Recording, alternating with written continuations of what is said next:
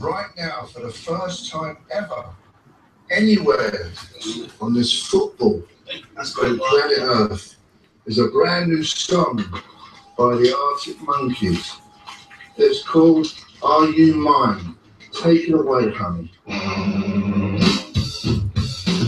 I'm up a bit on a string, Tracy Allen, times are a real diamond, could have shaped heartache, come to find you for them some velvet morning years. Okay, we're on. We're gonna have a great show tonight, YouTubers, and YouTube ads. And hey, Adam, hey, Bane. We're gonna have a great show tonight. We got the legendary Sean Silas on tonight, and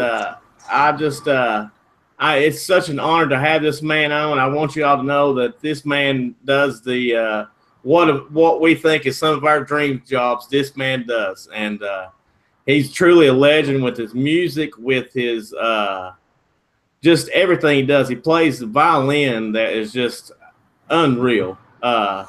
He's an unreal guitar player. He don't give himself any credit at all. He's one of the most humble men I've ever met in my life. I respect him, the man, by calling him Mr. Silas. Is that okay if I call you Mr. Silas, or would you rather me call you Sean, or what would you call me Sean? Sean? Okay.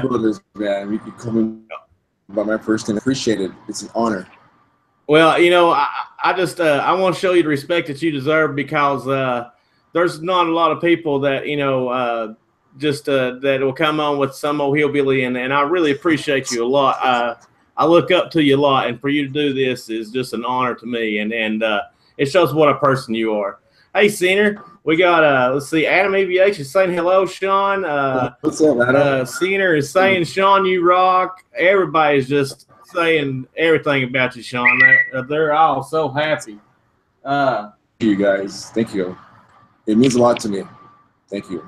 Well, we love you. So let's just start out. I'm gonna start out the way I usually start the show, and I'm just gonna go ahead and do the questions I usually try to do and everything else, and I'm just gonna start asking you just questions. Is that okay? Oh yeah, it's totally cool. Okay. I will. Okay. So what made you first? What was the first thing that made you get into music? I mean, what turned your ear towards music? What was that got you in it? Well, I think it goes way back when playing the accordion.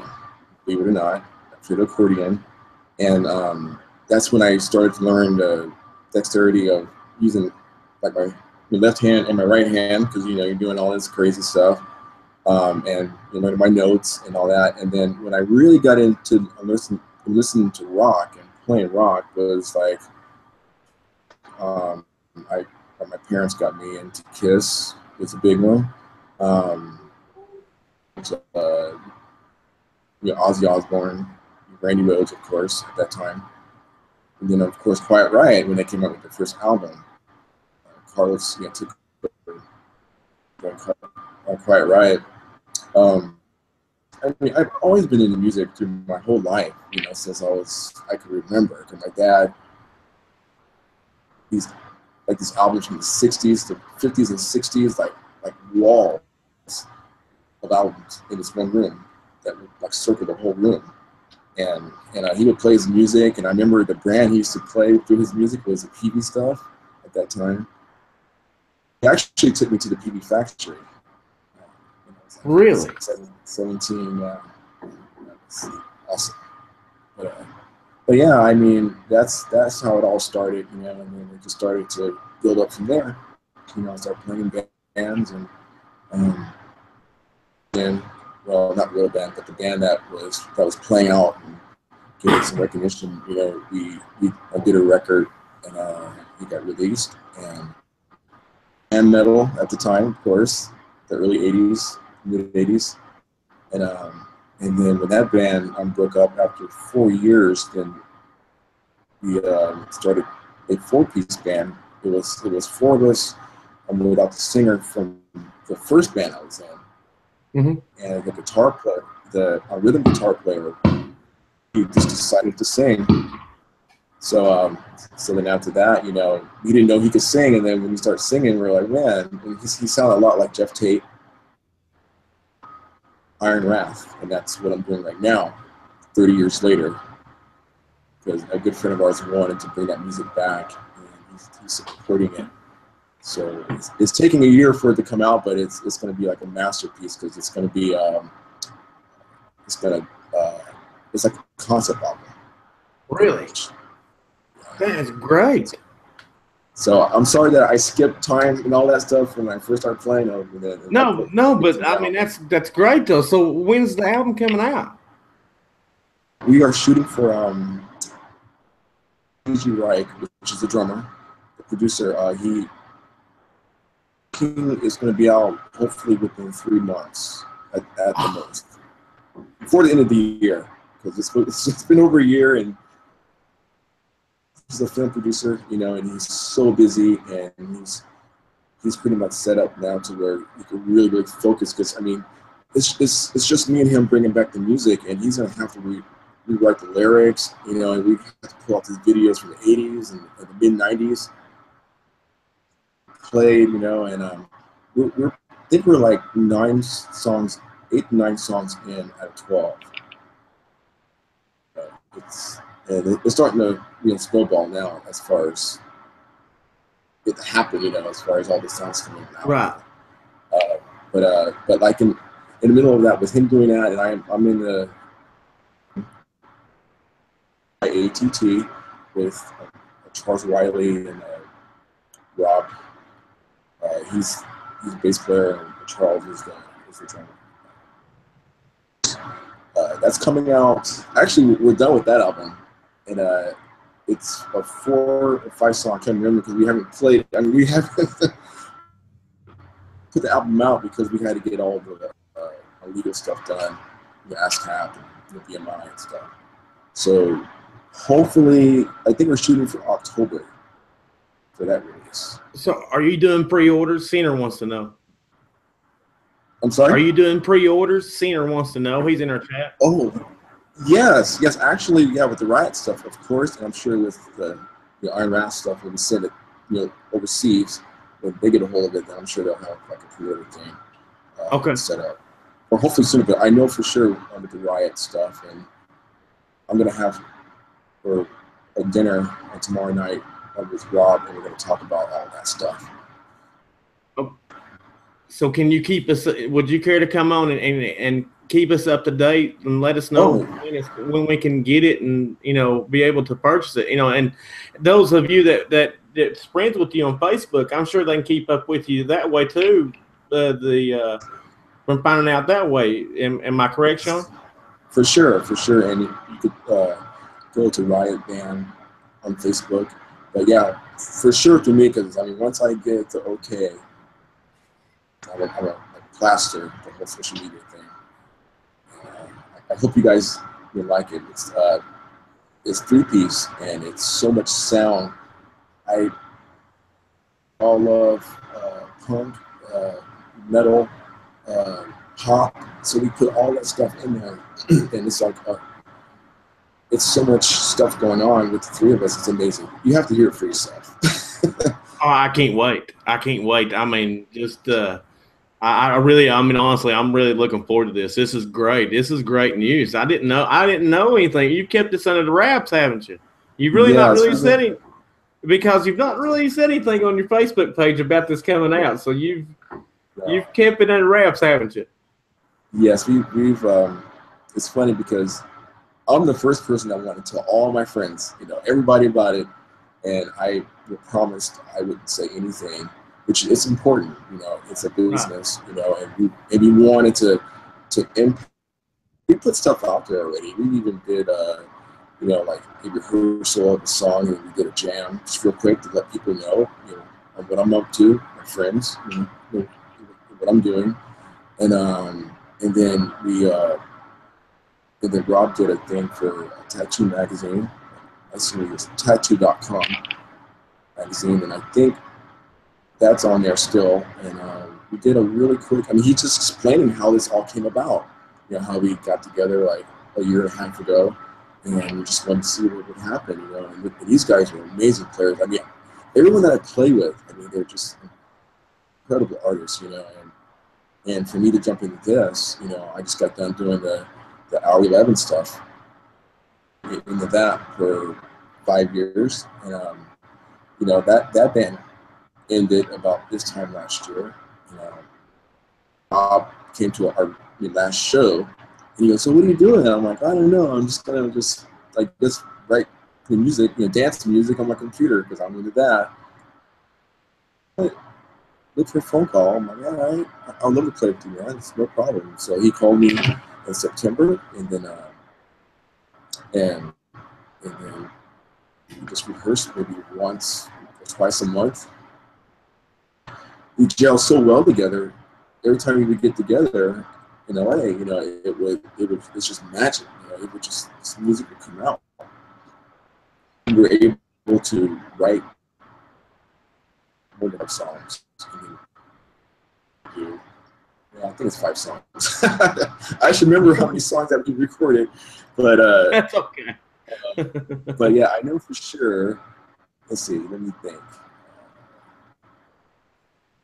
2, 3, 4. It's definitely 4.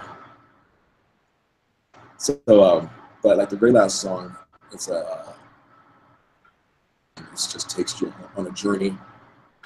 Anyways, I'll talk. No, we're all wanting to hear about the, you know, album, because I mean, it's great because we love watching you play, you know, and we all enjoy that, you know, and I mean, it's great for you that the album's coming out, man. I mean, that's great news. I mean, thank you. I'm so proud of you, man. That's awesome, dude.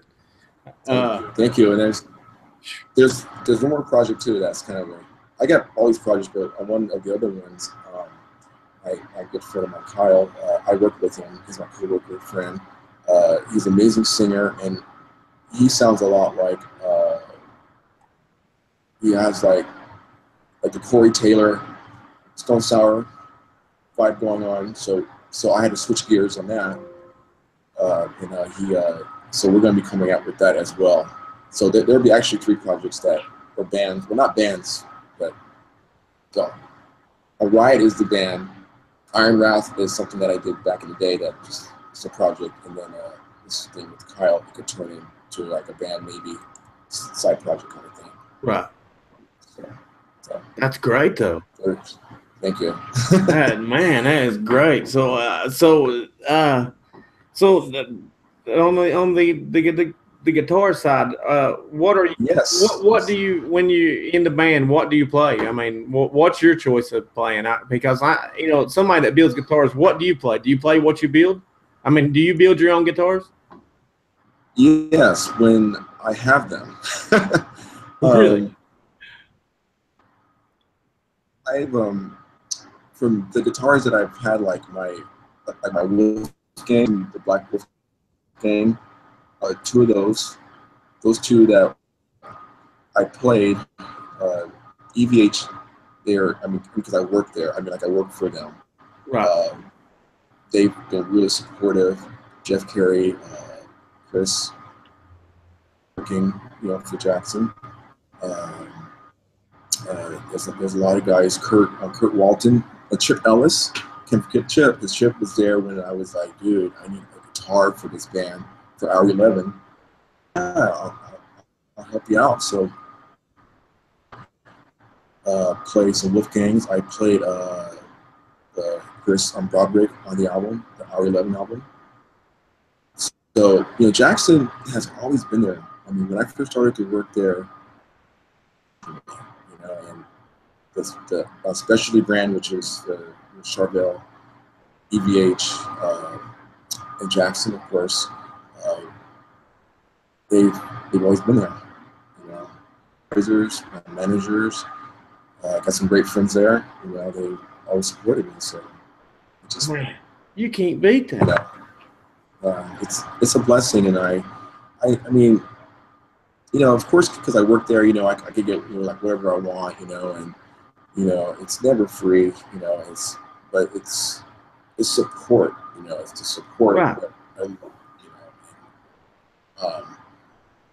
you know, I've always dreamed that when I was a teenager or in my 20s in the 80s, you know, I mean, I dreamed of playing a real Jackson, you know, and I never had a real Jackson. And that day, I mean, I played, not Kramer, it was BC Rich. I had the Ironbird and I had the Strat. I love the Ironbird. It was a short scale, so my fat fingers had a hard time getting down in there, you know. But it looked killer. I don't know if you've seen Ironbird. It kind of looks like a star, all pointing and everything. Yeah. But yeah, that was my first. Actually, Wayne Charvel actually helped me out with that when he lived down here in the IE, in the Empire at that time.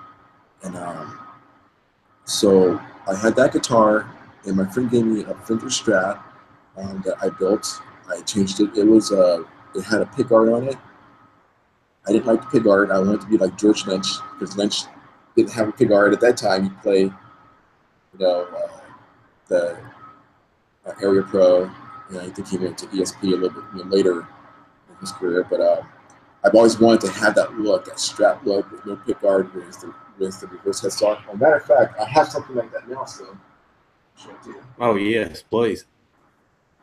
This one right here. Oh, that is beautiful. Yeah, I had this since 1997. Really? Yeah, 96. And when I started to work at Jackson, I met Mike Shannon. Oh. You know Mike Shannon? He's famous. Yes. You know, I got his signature there. Oh, you lucky dog. Oh my gosh.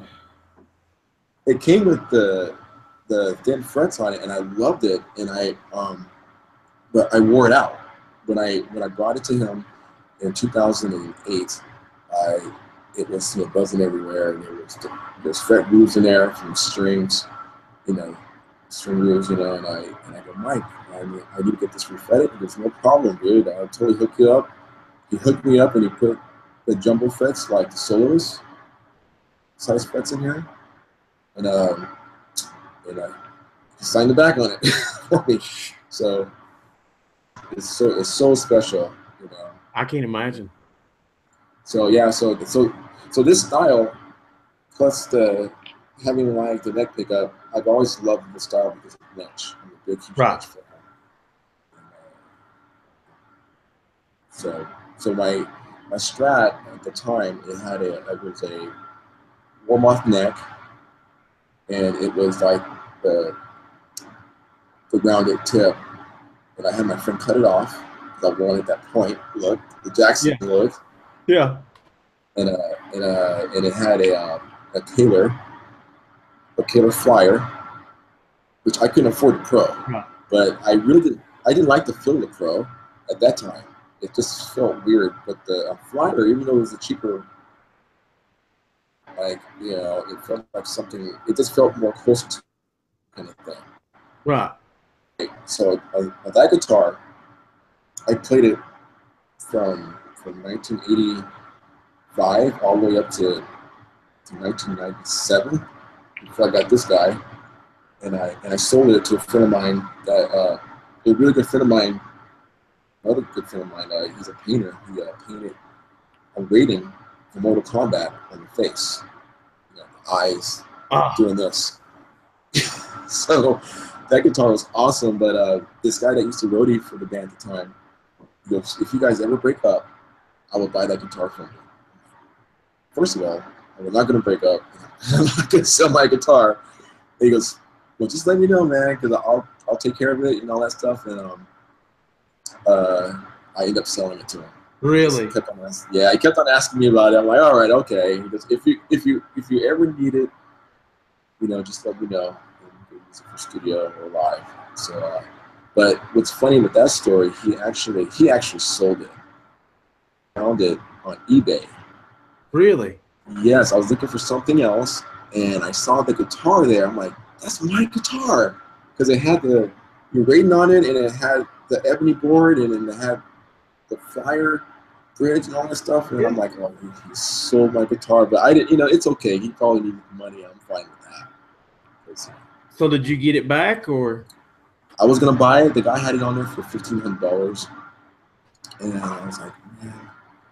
And I had maybe about about 6 guitars at the time, and I was heavily into snowboarding at the time, and I had to buy me another snowboard.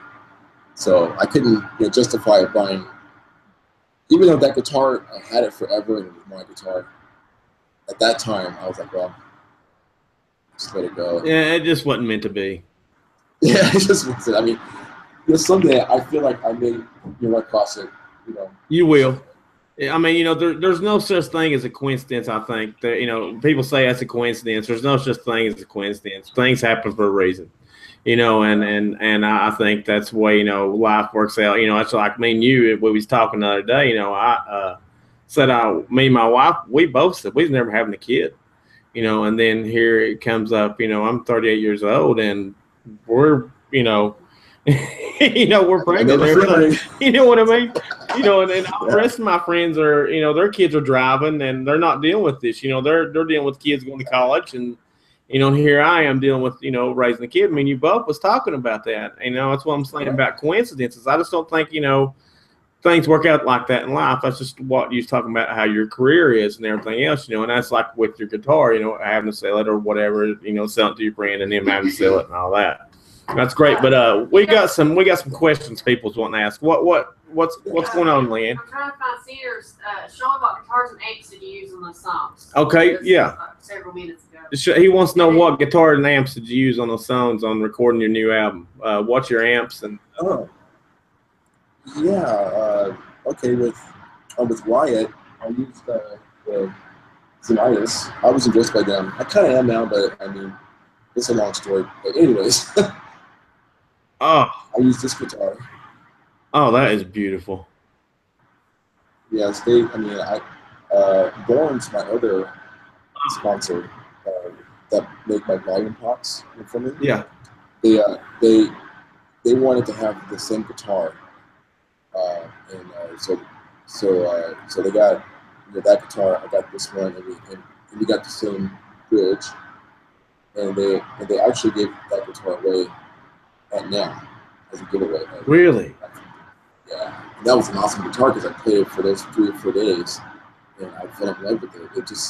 This one's pretty awesome too, but that one, it had a certain type of mojo that I play guitars every day, all day long at work.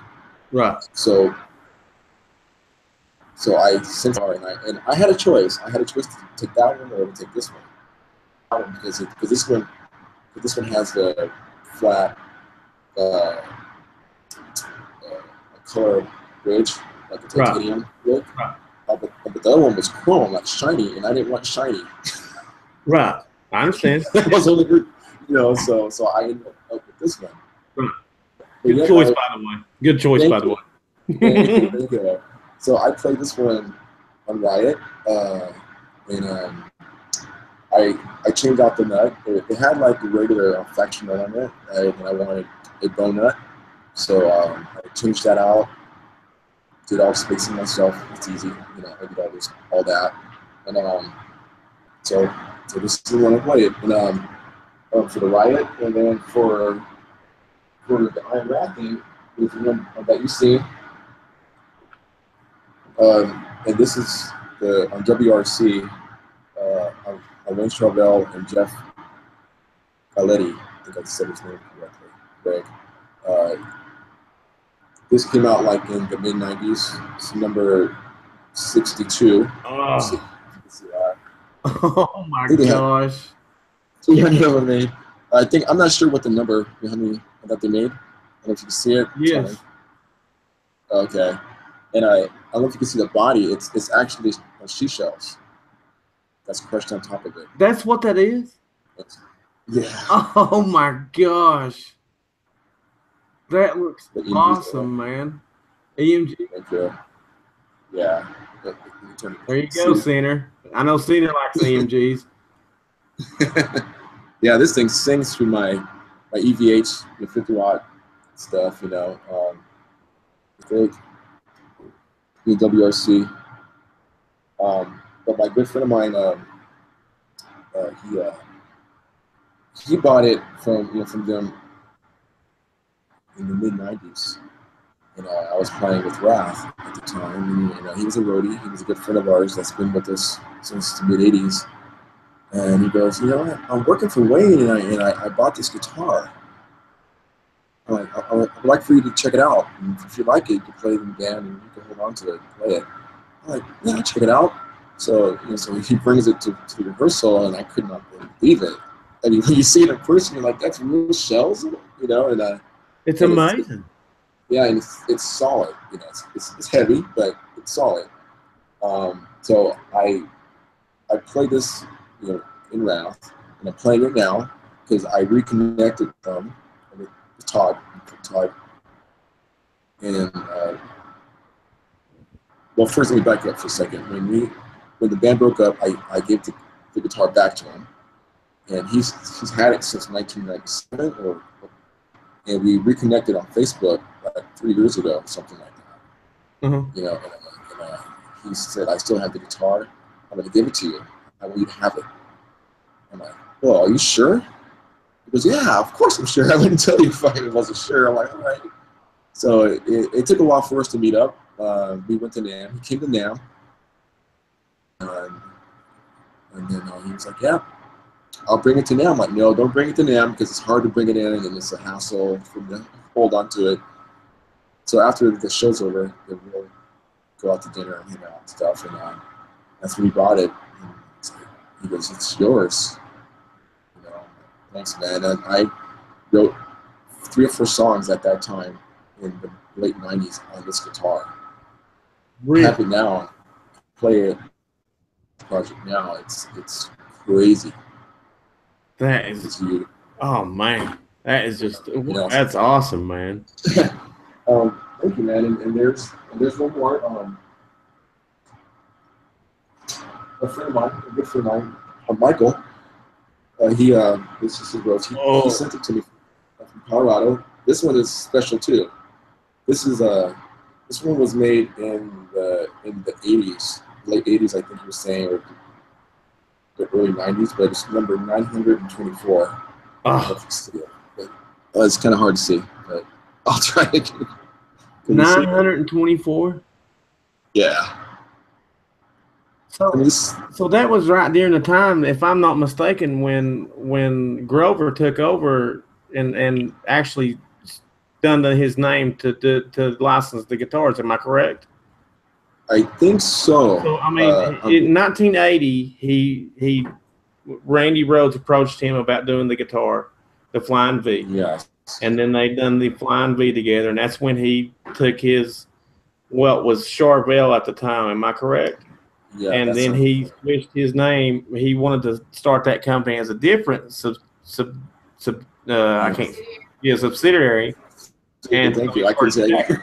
Yeah, and so he started Jackson off of that because of Rhoads approaching him from that. So that is number 924 of the 924 V's that was made. Am I wrong for? That's yes. Oh my gosh. Talked to a good friend of mine at work that has access. He said he could probably pull this up on the computer and get the authenticity on it. But yeah, and this is the honor to play this guitar in Iron Wrath. The singer at the time had one just like this, except it was black with green trim, green bevel trim.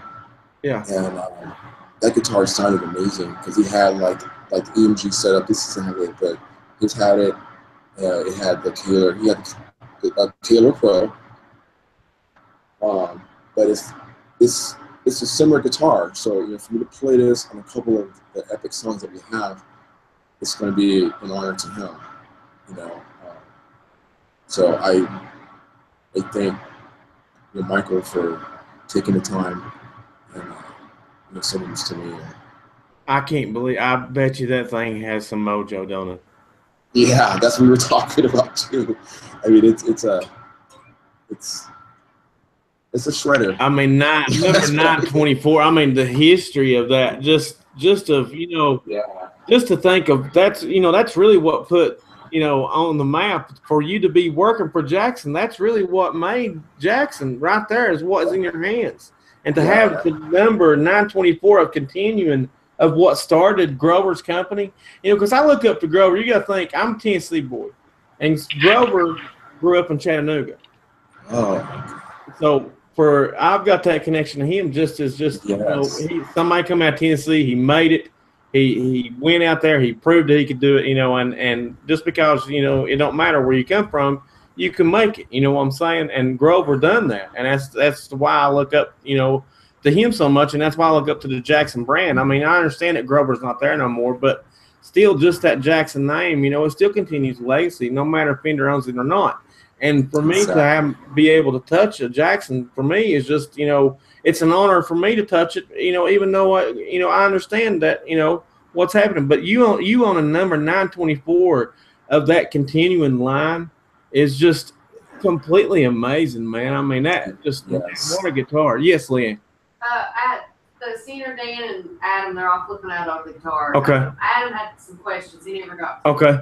He wants to Flying Bees he has. How many Flying Bees do you have? Adam wants to know that. That's the first question. Actually, I don't have any. This is Michael's from Colorado, my friend of mine. He just sent it down for me just to use it, you know, for the project.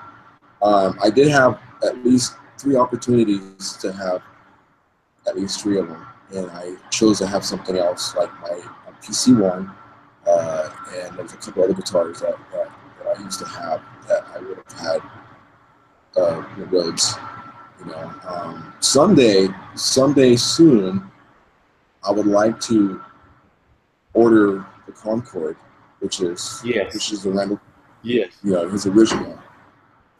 We did that. I think it was the 35th anniversary or 25th. I can't remember. But Mike Shannon and Chip Ellis went to Randy's mom's house and got the dimensions and those. And those. I mean, when I was building and setting those up, actually I was setting them up at that time. It was everyone that I touched, it had that mojo. Weird. Oh, I can't imagine. No. I mean, really, I can't imagine. You know, you're saying it's weird. I can't. I mean, honestly, you're just you know, to go to his parents' house and to get that and everything. I mean, man, that's just amazing. Yeah. Oh my gosh. So is that okay? Go ahead. He just wants to know what his favorite overdrive pedal is. What's your favorite overdrive pedal? Adam EVH wants to know that. Oh yeah, Adam.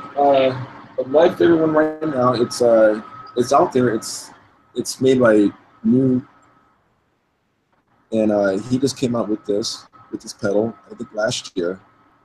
And I mean, I like them all. I mean, I even have the Maxon, right, which I use that on a couple albums, the R11 stuff. But you know, recently I'm running this, and it works awesome. If you guys, I mean, you could go to his website, you know, you can check it out there. You got some on YouTube.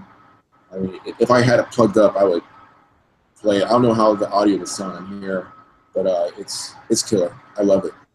It's an awesome looking pedal. It's an awesome looking pedal. I think I've actually heard a little bit about that. It's like a boutique pedal, right? Am I? Yes. Yes. So okay. Yeah. It has I've been using it so much, the lettering is all off of it. It has, like a positive. Yes, yeah. It has a positive on here, and it has the drive, which is the middle. And these 2 things here is a tone and a volume. Tone, volume, and negative. A negative and a positive, it shapes the tone. Really? It's weird. It's like, yeah, it's a trick. You know, you can actually hear your harmonics. If you turn those around, if you turn them, you could help your harmonics pop with that. And I don't really use the overdrive because I'm playing to an EVH overdrive. It's just a tone shaper. If I'm playing at some shows and I'm not really feeling it and I need a little bit on my amp because I want that brown tone. Right. If you go past 12 o'clock on the EVH, it gets kind of fuzzy to me. So I keep it around 12, like 11 to 12. Then I'll just use this to boost it a little bit. Okay. Yeah. So the positive and negative tone, what does that do? Does that put like a wave in it, or I mean, does it take like a make it seem kind of like a plexi tone? Is that what you're kind of getting? Or yeah, it's something like that. I wish, he sent me a graph on what it does, and oh man, it's a trip. To me, it seemed like when, like with my high end, it would actually smooth it out, but it would actually pop it at the same time. So the way how it's wired, yeah, it's see, like, a lot of overdrive pedals don't do it. That's where you lose it at, in some overdrive pedals. You don't have that poppiness and that distinctness. When if you were to take these off, those are the things that you would see common with an overdrive pedal. I mean, to me, overdrive, your drive, your tone, and your volume. And to have these two extra knobs here for the reason on how it works, smart guy, for him to figure that out, Right. I should talk to him and see if we could do some more demos. I went out to his house to sample one of his pedals that had it was like playing a keyboard. It would shape the sound, or you would bend the notes, and it would go.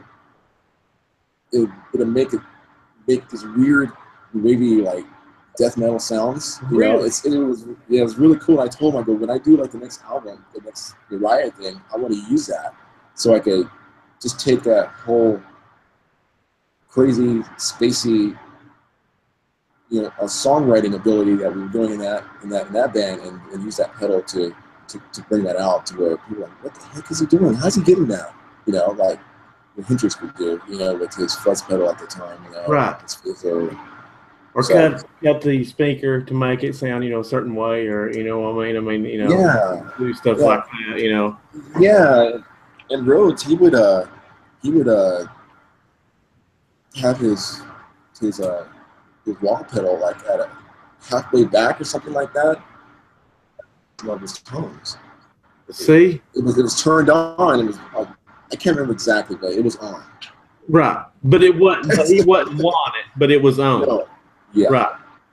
Yeah. See, so that's but that's what you're talking about. Your overdrive. I've got an overdrive pedal, and I kick it in. I've actually got 4 different overdrive pedals just because I'm trying to find my tone, and then I kept on using that, and I ordered different pickups, and now I found my tone without using. If I use my 4 overdrives that I got now, I can't. It don't become distinct. You know what I mean? So I think that pedal, what you've got, of being able to tune that at the end, I think that's what I need, because my pickups right now, I think the one on the rear I'm using is 18K, and the one on the front is like 12K. So they're wound very high. You know what I mean? I mean they're that low grunt sound. The low grunt. I've got to ask you this. This is my question. I got to ask you. Excuse me. One of my favorite players is Mick Thompson, and yes. Jackson just signed him. Have you built any of his guitars? Yeah, we did 25 of them. I haven't built his personal ones. A couple of us. Are you kidding me? You did? Yes. He actually came to work one day, and I got a chance to meet him for the first time, and we were in the middle of. He wanted to check out the color for that particular guitar, and when I first met him, coolest guy ever, and then he comes from our era, mid '80s, and we were talking about Rhodes, and we were talking about the sound and all that stuff, and but his guitar, there's times I would play Leech on it because it's the same tuning, that sound, and he has his own line of pickups. Right. Yes. Yes. The Seymour Duncan's, right? Yes. Okay. It's an amazing guitar. amazing. I mean, and the way how his bridge is set up, it doesn't float. It's solid. You know, he has the screws keeping it in place. You know, and that's what he wants. That's his thing. Yeah. Well, I'm flipping out. I'm totally. I can't believe it. I mean, and what a great, you know. I mean, and he's just a great guy. Just as, I mean, every interview I've seen, he seems so down to earth. Was he down to earth? And is he a tone chaser just like what we are? I mean, because it seems like he chases tones all the time. I mean, he really works for his tone. You know what I mean? And for you to build his guitar, I can't believe. I mean, oh my gosh, you have to just sometimes look back and just think, man, I can't believe that, you know.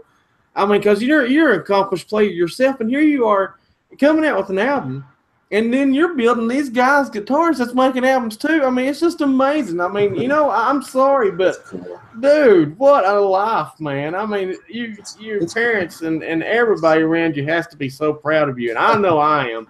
And I just seriously, man, I can't believe this that you built 25 of his guitars. That is amazing, and they are beautiful. Yeah. I want you to know they are some of the best looking guitars I've ever seen in my life, and I'm not just.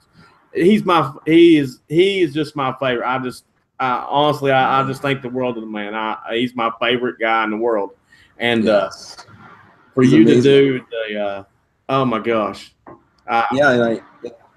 Thank you, thank you, Will. And it's cool because I work with a great team of guys, Will, and Ramon, and I work in final, and we get to work with Mike Shannon, Red Dave, Pat, you know, all those guys, you know, and even and we see the guys from like the Fender side walk by, and those guys were awesome too. You know, we you know, I'm very. How does that feel to say that? I'm sorry to interrupt you, but how does that feel to say that you work with Mike Shannon?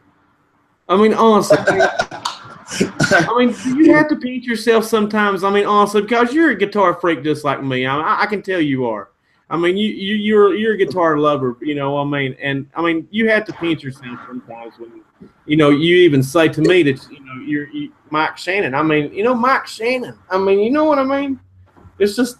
He's a legend. You're so lucky, it's when I first met Mike, I told him, I go, Mike, you are a legend. He goes, and he is so humble. He's the most humblest builder a master like builder. You know, so is that what it is? Just everybody works there is just humble like you? Because you're the one most humble I've ever met, and you should. I mean, to be the person that you are, you're so humble. I mean, honestly, and you just don't. You come across so nice and just so down to earth. It's just so amazing to me of just how down to earth you are, and I'm so proud of your career, how it's doing, and you got the album, and it's just, man, I love hearing these stories, and Mike Shannon. I mean, it's just, you know, you got the autograph by him, and working with him, and I mean, I love Mike. Built 25 guitars a mix, and. But we was talking the other night. This is what got me. This is, you know, because you still get a kick out of working, but there is, you know, for everybody out there, you are living a dream job. You know what I mean? But it is a job. I mean, am I not right? I mean, it is still a job that, you know, that, hey, yeah, I'm building Mick Thompson guitars, but you still got a deadline that you got to do every day. People don't understand that of how many guitars that you've got to get out every week.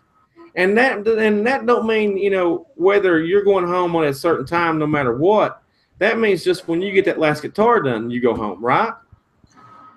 Yeah, it's a matter of fact.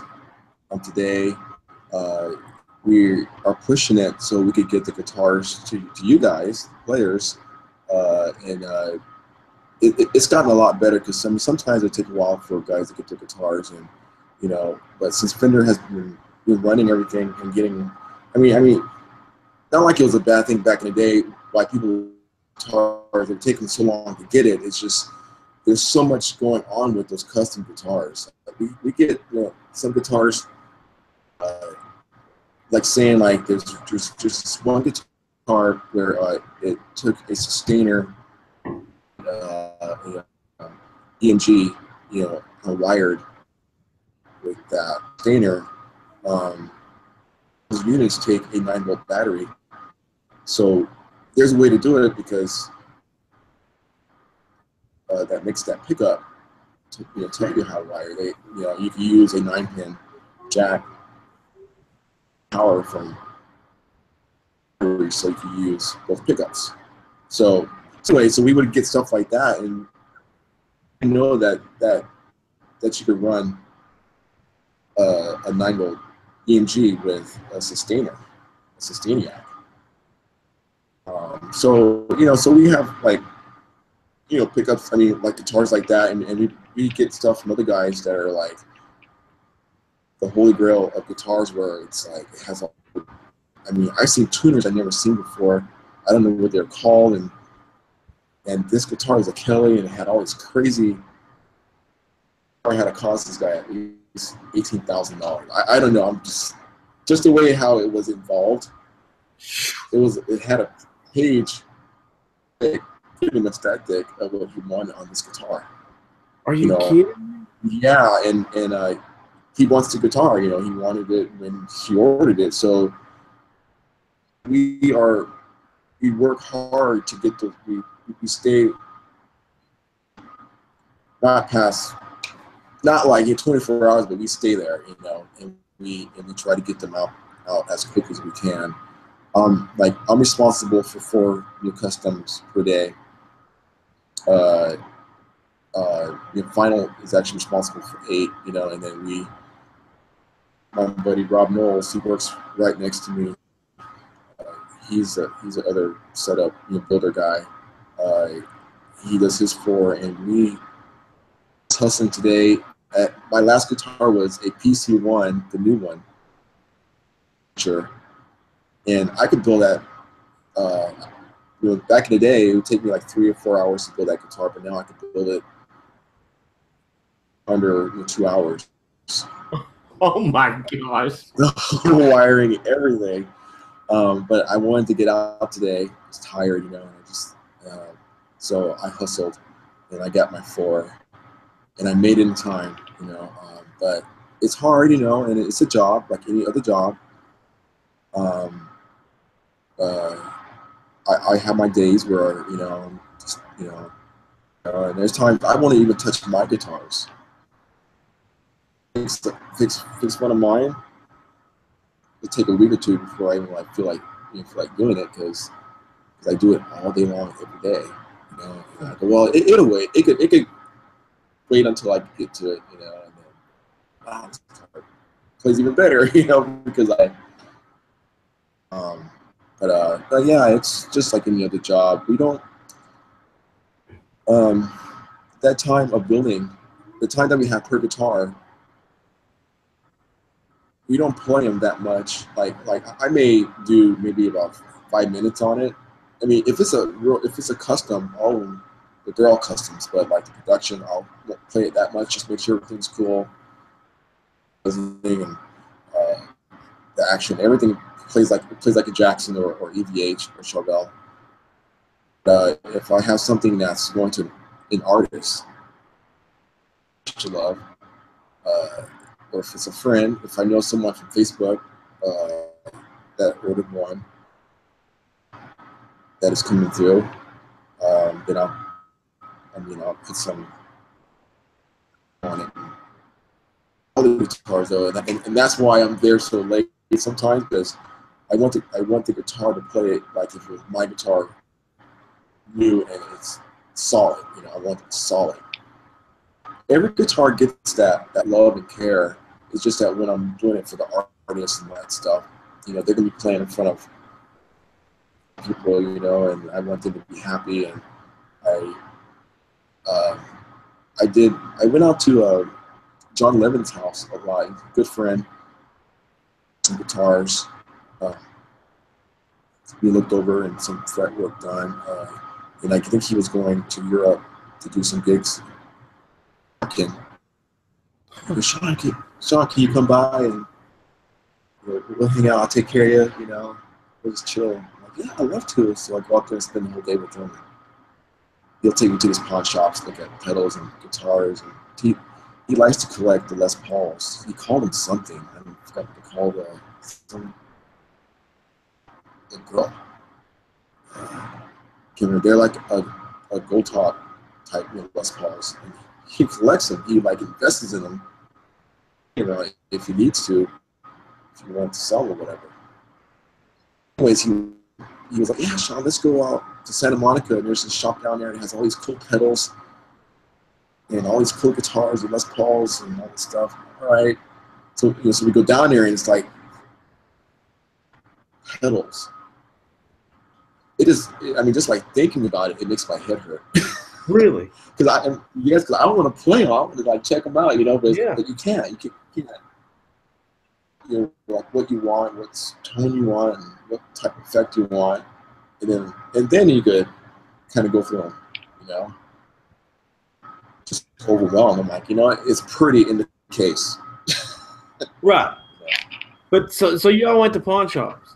Yeah, he would take me on trips to pawn shops and just random places. And see, this is great. This is I talked to you before. I kind of led on, and told you what our channel is about is being able to show people that you can get guitars cheap, and what we kind of specialize, or what I kind of specialize in, is getting guitars from pawn shops and saving them, and getting the pedals from the pawn shops and showing people and doing live. We go on live sometimes at some of our pawn shops, what we have around here, and you wouldn't believe some of the things that we have show up at pawn shops around here, and it's amazing prices. You know what I mean? Yeah. I mean, amazing. And for you to say, and here you are, a master builder, and you are, well, to me, in my thank you for saying that. But I appreciate that. But I that's the way. A California, yeah, and you actually visit pawn shops, and to do that means a lot, because people need to know that there is good finds out there. I mean, you don't have to always go buy new. You need to check your pawn shops, and if you see them in there, save that guitar. I mean, save that from the pawn shop. That's the way I look at it, is what I'm doing. Is I'm saving that guitar from the pawn shop. You know what I mean? And I don't want it to be abused, and I just and that's my first new guitar I ever bought was a Jackson. You know what I mean? And my first guitar I ever had actually was when I was 15. I saved up my money, and I bought a Gibson SG triple black. It was $800 when I was 15. I saved up money that long, and that was my first guitar. And it was too heavy for me, I couldn't play it that good, but I still learned how to play and all that, and I played it. And then at that time, In Living Color come out. Well, I was a huge In Living Color fan. You know what I mean? And he played a Jackson. Yes. And do you remember that Jackson he played? That one with all the colors? Colors, yeah. Can I ask you something about that? Are you all ever going to redo a reintroduce of that guitar, or do is there any way that somebody could order, like if I was to want to order that guitar like that, through the custom shop, could I order something like that? That's something that you would have to ask I would have to ask like the marketing guys. Right. If it's just something that's like a random thing, I don't see a problem with it. I mean, because the guys, Mike and those guys, really anything, they could do whatever they want. If you like I was saying, like the guy that ordered that Kelly, that was crazy. If you see something like that, I mean, there's like that one Jackson I was telling, well, not Jackson, but my Fender that looked like a Jackson, or a Red Dave to copy that exact guitar from 1987, and I already asked him about that, and they were like, yeah, it's not a problem, just order it. That's just amazing. I mean, but I mean, I guess so. We was talking about, and you said that, and I asked you what's been your favorite guitar so far, and you said it was. I'm gonna show everybody. You said it was. Oh yeah. This one right here. No, you said this one had the special mojo. This has been your special one so far this year, right? Is this the one you're talking about? Yes, that's the one I would if I had the money, I would buy that guitar. And that guitar was how much? The street price is probably about 5,000, 4 or 5. I'm not sure. That's not that bad. You know what I mean? I mean, considering what it is, I mean, that's not really that bad for a custom shop guitar. I mean, considering you was talking about an $18,000 guitar, and then that was a $5,000 guitar, and you're saying that's been your favorite one so far. It had the mojo. What was about it that just had the mojo to you? What made that guitar just? I don't know what Mike did. I mean, Mike picked that right wood, the right paint. The person that or the store that ordered that paint job, you know, the combination of the woods I was using, ebony neck, I believe. I think I have to look at the specs again from paperwork, but it was just something about it. It was just and and the way how the bridge felt like it was floating on air. Really? Yeah, like balance, like the tuning was it was drop D or something like that. You know? Yeah, my favorite tuning. Yeah, it's not tuning anything. You know, I'm a Mick Thompson fan, so that's my favorite tuning. Yeah. You know what I mean? Our sound, it's awesome. So it was just something about that guitar, and the way it looked, because I love that airplanes, aviation is one of my favorite things. And the old, a lot of people don't understand. That's and for me, I come from a car culture, and it's nice. I build custom rides, low riders, and stuff like that. And I'll tell you about that later. But anyway, all of that started out from the planes. When these men was at war, they would draw on the side of the planes, the ladies, flames, all these little figures. And that's where it started at. They come back from war, got into hot rods, and then they was doing the same paintings on these cars that they was doing on the planes. And then, you look what happens. It switches over to the other stuff, and then switches over to the guitars. And then that green, that motif, the way that was with that star on there, it just looked, I mean, and then the way you was playing it is just unreal anyway. I mean, just how you just run through it just like it was nothing, like it was just butter in your hands. I mean, you could tell that you can tell that you just really liked that guitar. I could tell by the way you was playing that you liked that guitar.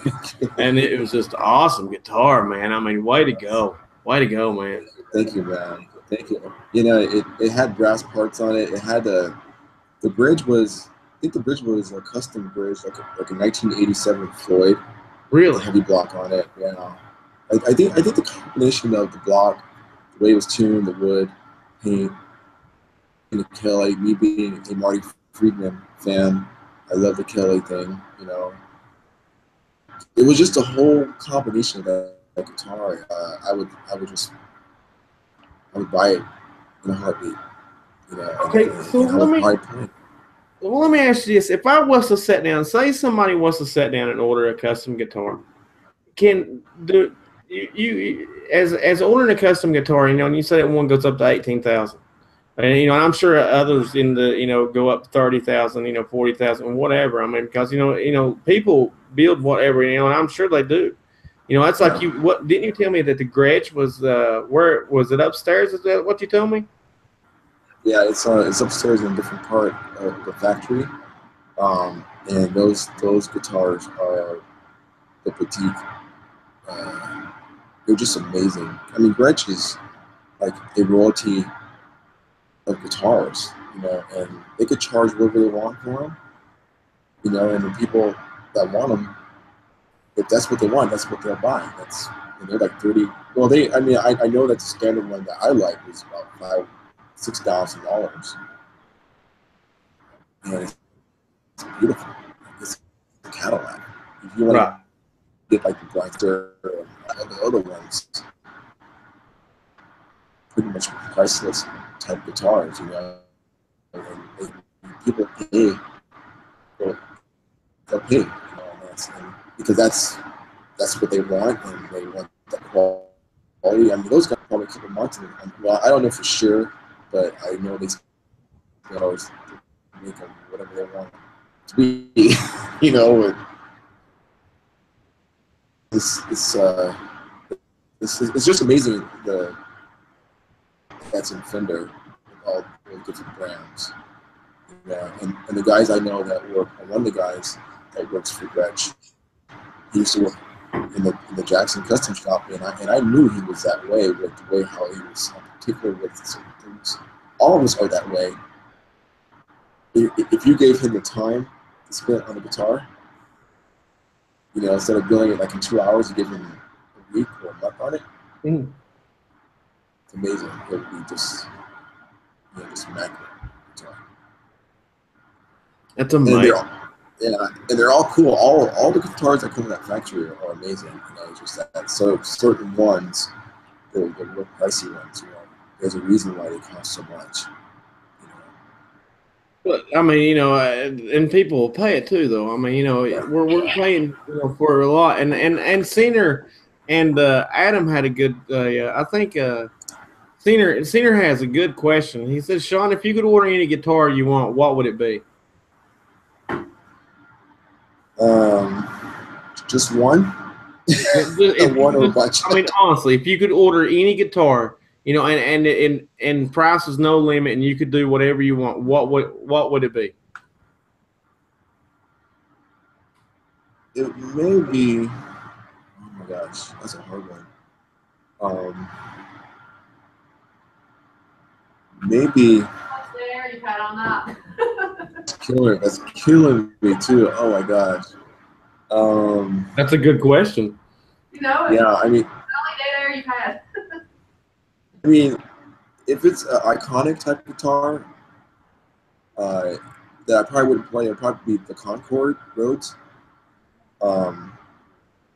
Rhodes is, you know, I'll never forget the day he died. I remember learning his stuff when I was learning how to play guitar. So the Frankenstein did with Ed. That would be one. See, I mean, here I am naming off, but I mean, something that's within reach, it'll probably be like a Wolfgang of this, if it's okay with Ed. And with the FU tone on it, you know, the ebony fingerboard, the titanium. So you use the FU tone upgrades? Adam is one of my sponsors as well. He's a great dude, ain't he? I ran into him at NAMM real briefly because he was going to a meeting, doing something, and I was going. He goes real quick because we were just passing by like this. He goes, "I want to play your product. We'll talk." And a smile on his face, and then like, "Cool, thank you, Adam." And then he was gone. And I went the other way.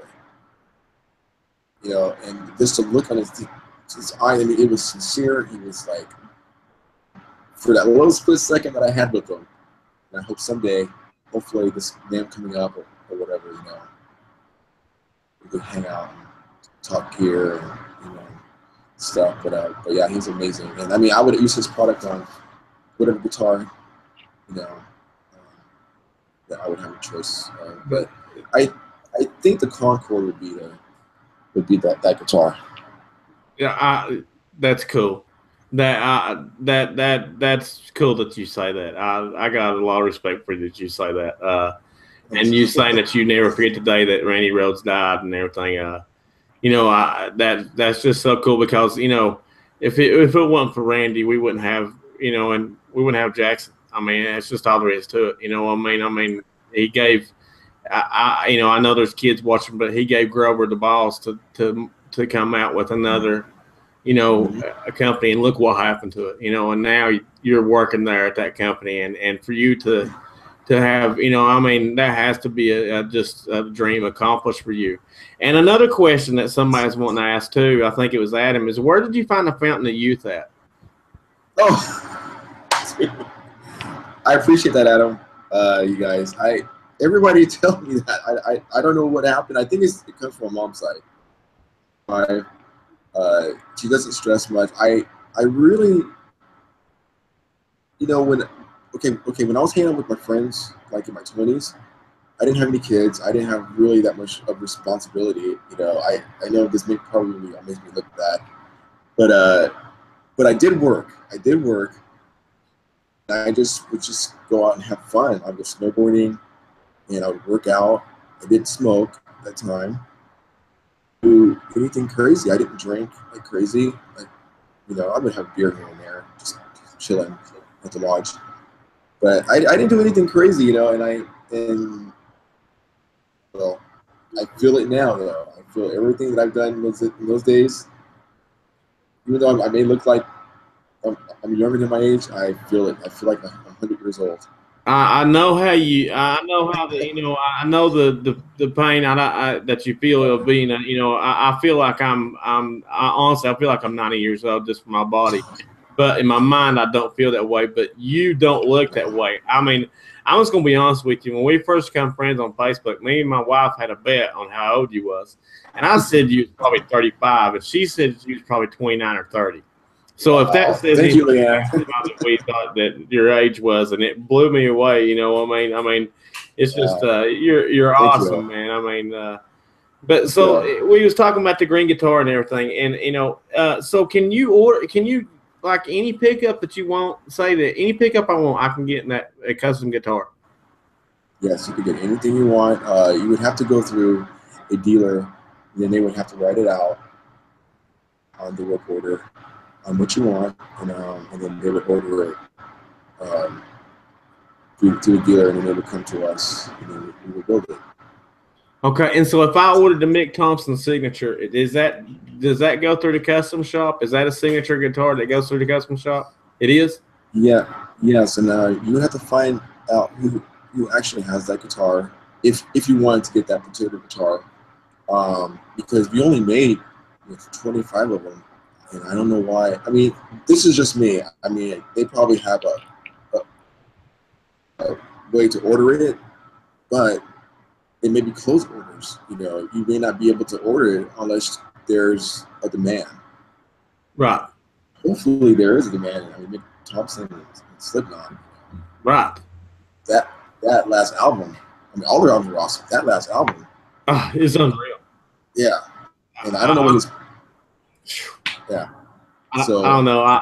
There's just so much. I mean, The Devil and I, that songwriting, you know, and everything was just amazing on the album, I thought, you know, and that guitar, when he signed with Jackson, I was just blown away because of him leaving Ibanez, you know what I mean? And then to sign with I hate to say but with, you know, Jackson's and everything, you know, it was just mind blowing and everything.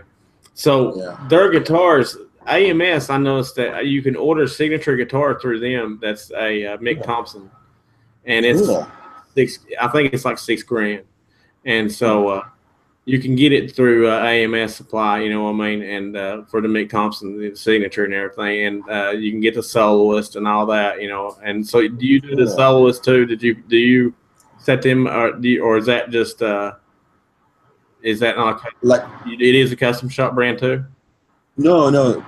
Well, it all depends. We do have the production, right? The soloists, and we have the customs. People order with different pickups, different.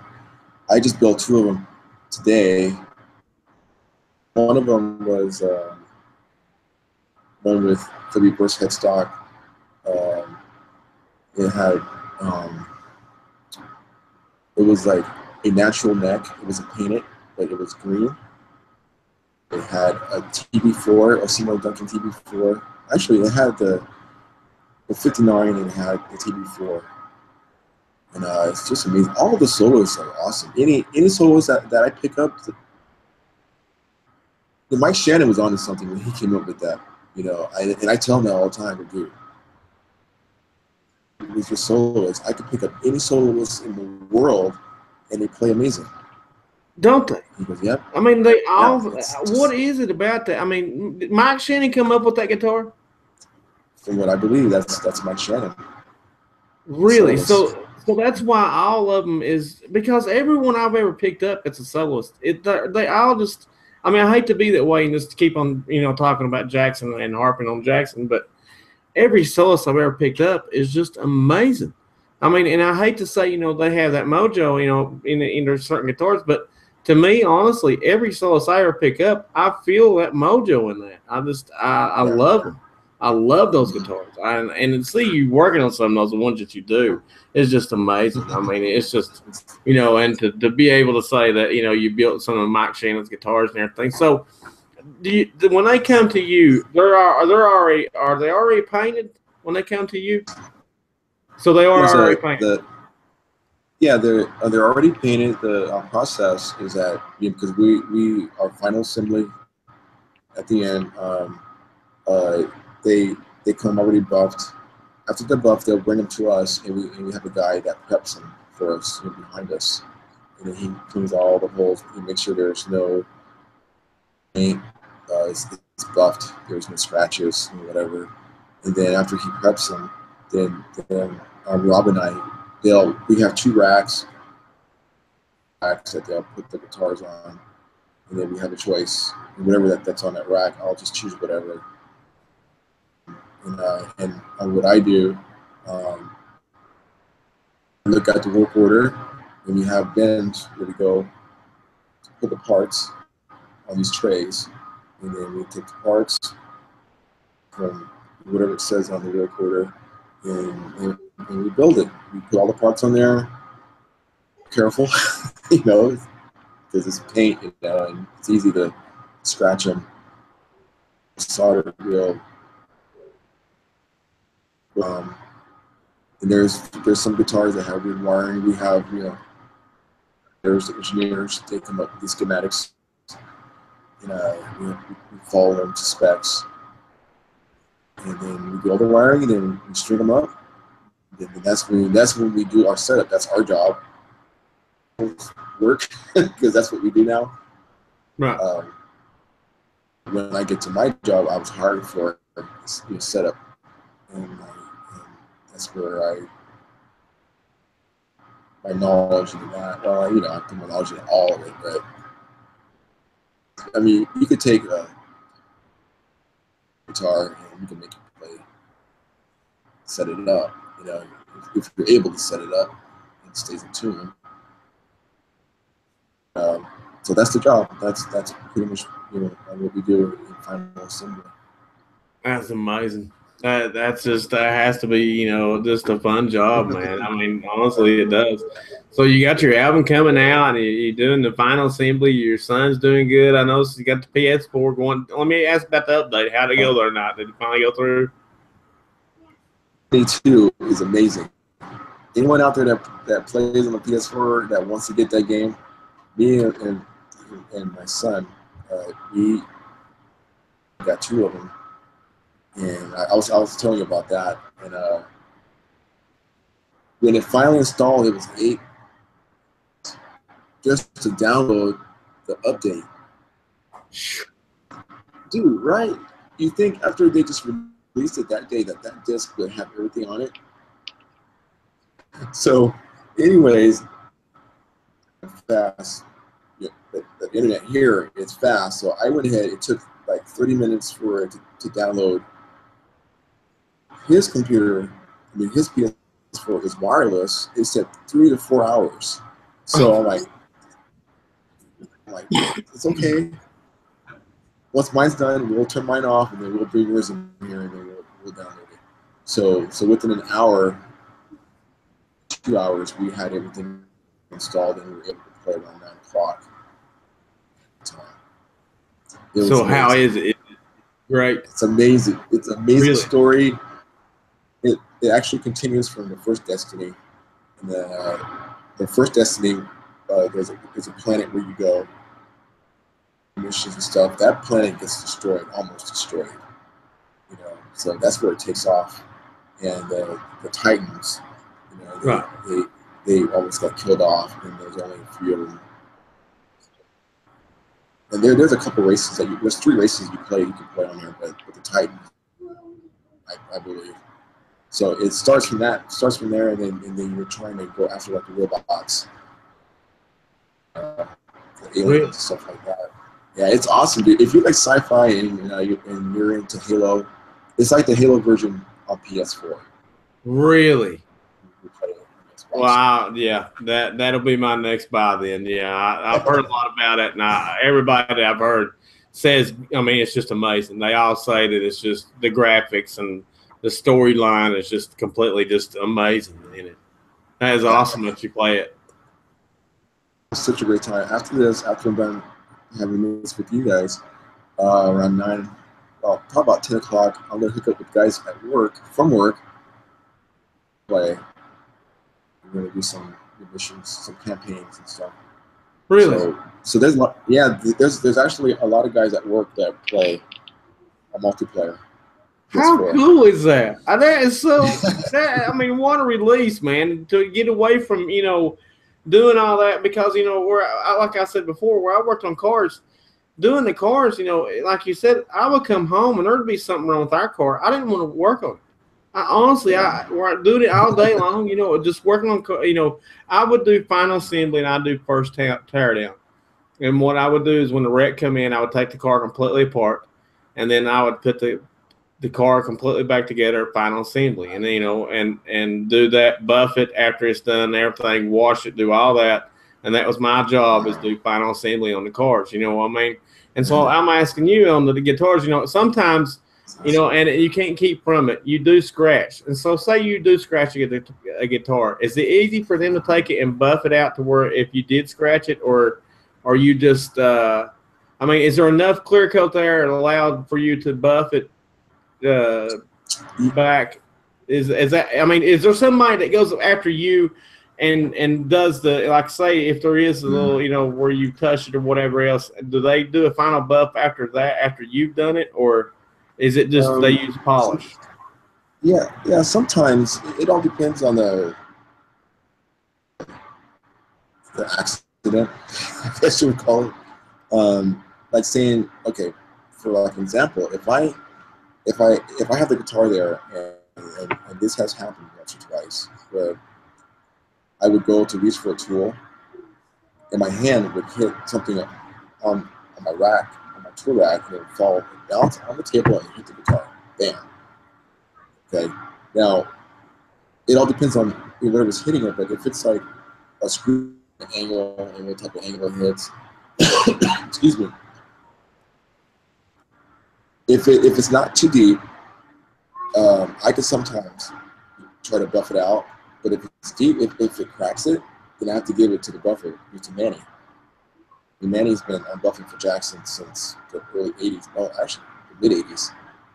A master. He could fix anything. So, in time, trying to, fix it, I'll just give it to him. But Manny, please, can you please fix it? I'll buy you a soda. We joke like that, but sometimes I will buy him a soda. I mean, something. If it's the only guitars we have, and that's the number for today, for that day, he fixes it. So it all depends on the level. I had one. Something happened. I don't know if it was something on my bench. Really good dent. Like I set the guitar down, and then I may have put my elbow on the guitar, and then it pressed in there. Yeah. But along the lines of that, if you have like the EVH stuff, anything that's flat color with no clear, then that's where that has to go back to paint. They have to respray it. Oh man. Yeah, so we have to be real careful with that. Yeah, so you have to completely watch. So your soldering gun, what is it? What kind of do you use a propane soldering gun, or do you use a electric soldering gun? It's electric. It's the green ones. I can't think right now of the brand name. But yeah, it's a real fancy one that goes up to 850 degrees. We have our soldering irons. Really? Yeah, so we can make like when I'm soldering, I like it to be hot and clean. So when I put solder on the pot, it doesn't heat up the whole pot. It's like it heats it up and it melts right there in the spot. So that's how you get to clean soldering joints and all that stuff, and it looks pretty in there, and they want solder to look pretty in there. Right. Yeah, because I mean, so when you open up the back and you see the soldering on it and it's done, you know, you can tell where somebody's actually, you know what I mean? You don't see the clear run out, you know, because on some cheap made guitars, you do see the clear run out on it, you know, where somebody's got too hot and they've done the run out, you know. But I noticed on the custom shop on some of your guitars that you've done, actually the soldering in is flawless. And so that's why I didn't know what you used, you know, I mean, of how that, so 850 degrees is what you use it at. Yeah. We use a lead-free. Lead-free. Yeah. I mean, I was there when they switched over that, because I guess Europe didn't want that particular solder with lead in it. Can you tell difference? Yeah. The lead-free. I mean, the lead melts faster. It just heats up faster. But what about far as tone? Can you tell differences as in tone? You know, it's been years since I've heard a guitar with lead solder. I'm curious now. I'm curious to play. I mean, maybe the Rhodes back here has the old style of lead in it, and I should compare it. Well, let me tell you this little story. Joe Bonamassa was talking about that he has an original pedal, and it was made by Wampler, I think. But it's one of the original pedals they first made in the 70s or 60s or something like that. And they redone the pedal. And they took his pedal, Joe's pedal, and they redone the whole pedal, and it didn't sound the same. But everything was correct NOS parts, okay? Everything was correct wiring. It was all the correct what they used from, I mean, everything was NOS parts what they used. Everything was. The only thing that was different was the solder in it. And he said because of that solder and that pedal, it was completely different sound than what it was before. And he couldn't get it. So, you know, that's why I was asking. And I bet you, you know, you're a tone seeker. And the type of person you are, the way you play the violin, I can tell that you can hear, you have that hearing that not a lot of people have to pick up that tone. And so I know that you'll be able to tell. So if you played the Rhodes, you need to come back on and let us know if there's a difference between the solder of, because if you know, there has to be, because, you know, that's just the same way in building the cars.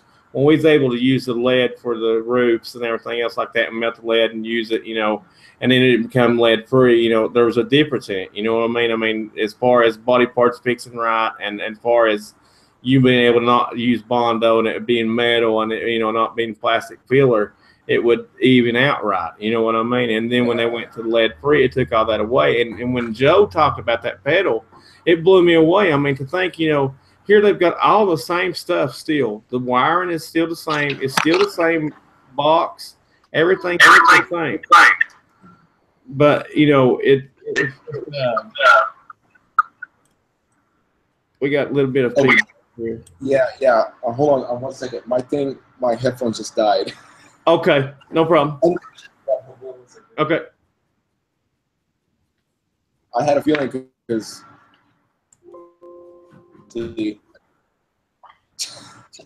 sorry about that, Will. You're fine, buddy. You don't have to apologize to me.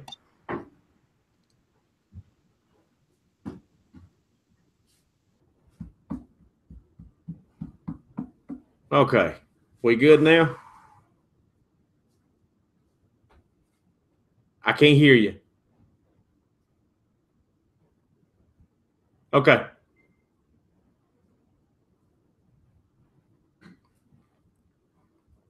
Well, but this has been a great interview tonight, people. I'm just stoked for this. Is there anybody that's asking questions that I missed or anything? I mean, Lynn, have I missed any questions? No, not that I know of.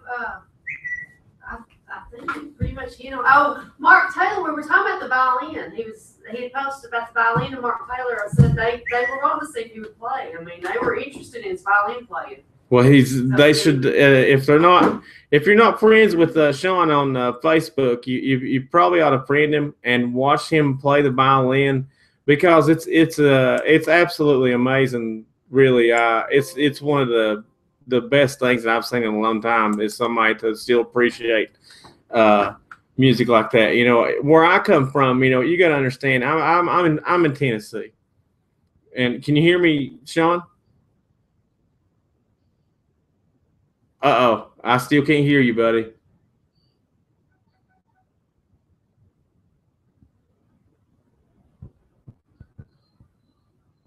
I tell you what, if you want to, I can't hear you. Go ahead and I'll put my headphones in, and that way that you can talk, and we shouldn't have a feedback after that. That way we can get you back on air. So don't worry about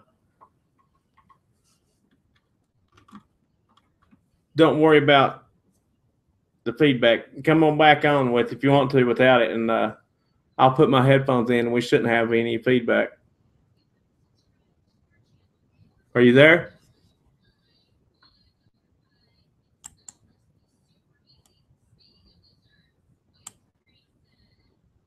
Hello?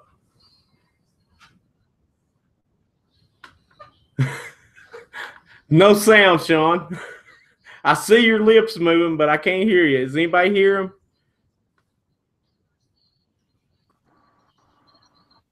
Are you there? I can hear you. I can hear you. I can hear you.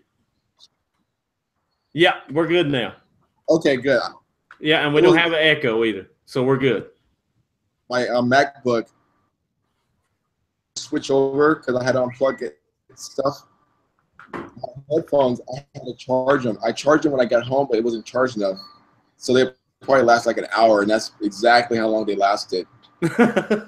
Well, that's fine. I can hear you fine now. I'll put my headphones in. We shouldn't have no feedback, so we're good. We're doing good. But yeah, I just I'm trying to see if anybody. But what I was telling them that you played the violin, and how long have you played the violin? Well, I picked it up in 109, I think. It was really late, and then I wanted to play it so bad because I'm pretty much I'm into all kinds of music. I love classical music. Yes. And I love that sound that the violin does in classical music. So I went ahead and got one, and I learned how to play it.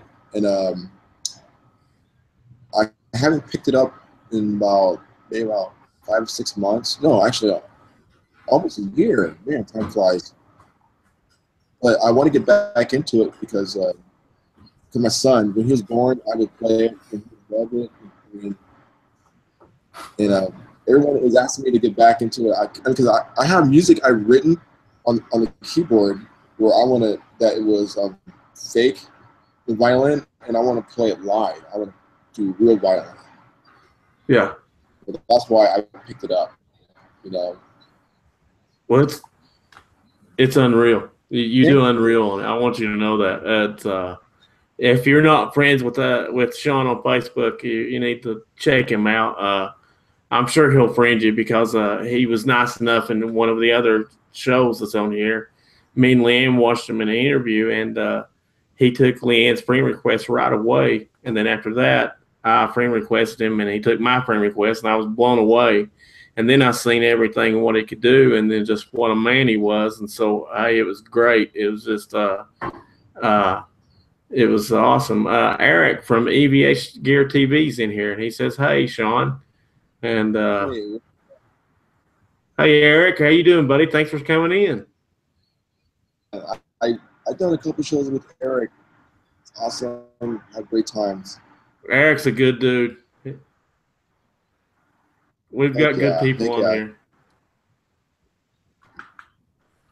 Well, it's been awesome just talking to you, and I'm really looking forward to your album coming out, and I want to kind of, I've had you on for almost 2 hours, and I'm gonna let you go because I know your time and everything, is needed and all that, but if you don't care, can you come back on when it's getting close to time for your album coming out, and let us know what's happening with it, and kind of keep in touch with us. And if you don't care, I would like to repost some stuff on my Humbucker Lover page. It's on Facebook, just of you, what you accomplished, because some people don't see, and they'll see that on my page, and they'll be able to see what you're doing, and I know a lot of people likes to keep up with you, and especially with your album coming out, because we're all tickled to death with your album coming out, man. I mean, I'm so happy for you, dude. It couldn't happen to a better person, man. I mean, you're so humble, and when I reached out to you and you said that you would come on to the show, and you talked to me and you accepted my phone call the first time I called you, just shows me what type of person you are, and you're a very humble man, and I know that your parents would be very proud of you if they knew just what type of a person that you are. They've done very good raising you, and I know that you're going to be a great dad to your son Jaden. He's a awesome little boy. He's a very awesome little boy. You should be very proud, and I can't tell you what a night this has been. I know there's so much I forgot to ask you that I want to ask you about. I don't want to keep you no more, because we've had you on for an hour and a half now, and I know your time. You want to go play and quit talking about guitars. I understand you worked all day on guitars. You know what I mean? But is there anything else you want to say, and let us know about your album, and remind us again about where we can look at your stuff that's coming out, and just let us know how to keep in contact with you. You could go. I'm all over Facebook, but you could go to Riot Band. I think we are the only band that's RYATT. You can check us out there. We'll pretty much announce it on that page, and then I'll share it onto my page, my personal page. Okay. To my other. When I come back, maybe I can have the band here with me. Oh, really? Would you do that? Yeah. Oh, yeah. They would love it. These guys are amazing. These guys are. So you would all actually come back on the show with the whole band and come back on my show? Yeah, I could talk to them. I'm sure they would love to. I mean, especially when it's something like, that. I will promote you all. You don't understand. I mean, I'm just a big fan right now, and I promote anybody that's on here. I mean, you can tell that, honestly, I'm trying to be honest to you. I will promote you no matter what, and for you to come on our show and do that, man, what an honor. I feel, wow. I mean, that's just that is great, man. Thank you so much. I can't believe that. Yeah, I'll talk to Rob tomorrow. I'm gonna have dinner with him tomorrow, and then he'll love it. He loves. I mean, he has stories. He was in the Army in the late or mid '90s. I'm not for sure, but he went through a lot. Really? And I mean, from my house to going to rehearsal, it takes almost like an hour to get there, and we had plenty of time to talk, and we were catching up because Albert knew me. We knew each other from the 80s because we were like in separate bands. Right. But we didn't actually, we had our mutual friends and all that stuff, and when we reconnected in a sense on Facebook, we caught up. And he went, in the last 20 years, all the stuff that he went through, you could hear it in the music, you could hear it in his lyrics, you could hear it when he plays. Incredible. And I would love for us to share that with you guys, and with the world, on your show, So it's. I would be honored. That would be great, man. I mean, yes, let's plan that for sure, and let's keep in contact. And and I'd like to have you on the show again, and just have you on, just talk about life, and let people know about especially the kids that's watching, to know about what your career and how you where you start at and come up. But if you don't care, let's come on and show some more, and let's keep up with each other, and I'll promote you more on Facebook and everything, and I didn't know about your band's channel, and I could like it, and I'll find your channel and I'll like it, and I'll start promoting it for you. And man, if you all come on, that would be just, I would be honored. That is great. And I'm just, what an honor it was to talk to you tonight, Sean. You really helped out the community, and you help out the community every day with what you do, building the guitars, and we really look up to you. And a lot of people in here is saying thanks, man. I mean, you wouldn't believe it. Everybody's just, they love you. Everybody's saying night, Sean. Everybody in the chat loves him. Loved the whole night. They were just, yeah, everybody in the chat loves you. They've all talked about you and how much, and they want to see you play the violin. There's people asking this stuff. I mean, so the next time that you come on, we'll plan it a little bit better. You know, I know this was kind of a short notice on you and everything, but Okay. we'll plan it a little bit better the next time, and we'll talk beforehand. And if you would come on back again, man, I would truly be honored. And thank you so much, Sean, for coming on tonight, man. Pleasure. Thank you again for having me on. Thank you, Leanne. Appreciate it. You guys are awesome for you guys doing this, and for the world to see this and to hear what people are doing with the music and all that. You know, it's a blessing, you know, to have that. thank you. You know. It's funny, when you were just talking, I just got a text from my mother. She wants me to come over and pick up my son. He's there. He's over there spending time with her. Okay. Well, that's good then. We ended up good. Well, I'll tell you what, it's been a great night talking to you, and I know a lot of people watch this over, and we have a lot of people watch it over again, you know, that don't watch it live. And thanks so much, Sean. And I can't wait to talk to you again, man. I'll be in contact with you. Consider me a friend, and consider me one of your promoting, and I'll promote anything you have. I love your music. I'm a big fan of your music, man, and we cannot wait for your album to come out. Let us know when it comes out. We'll keep up to date, and I'll keep everybody up to date on the channel. Even though when you're not on here, I'll let everybody know if they're not Facebook friends with you, what's going on with you. And just come on in. If you're ever bored, you want to watch the show or whatever else, I'd like to try to get some other interviews, and I might try to talk to you and see if you can help me get in the door on some interviews if you don't care, because I know you know a lot of people. And you know, if you could pass along the word about us and then what we're trying to do for the guitar community and everything, that would be great, man. I would greatly appreciate it. But what an awesome show, Sean. I can't thank you enough, man. I mean, seriously, you're a humble guy, man, and the best wishes to you. And I hope the Lord blesses you with everything that you need in life, because you truly deserve it, buddy. You're a nice man, and what an honor this has been. Thank you so much. Okay. Thank you. Thank you, Will. Thank you, Leanne. Thank you, the world. Thank you, guys. And we will stay in contact for sure. Okay, good deal. Good deal, buddy. Go pick up your son. Be safe tonight. Have a good night, okay? Tell him we said, hey, we love Jane to death. And wherever that Fountain Youth is, you better keep us up to date on that, okay? I will. Okay, buddy. Love you, man. You're an awesome dude, buddy. Thank you so much. See you, buddy. Awesome. What an awesome show. I'm going to take my headphones out now and continue the show. What an awesome show this has been, people. I'm just I'm super stoked by this. I couldn't ask for a better show. What an awesome guy. Can you believe that? Number 924 on the Flying Bee.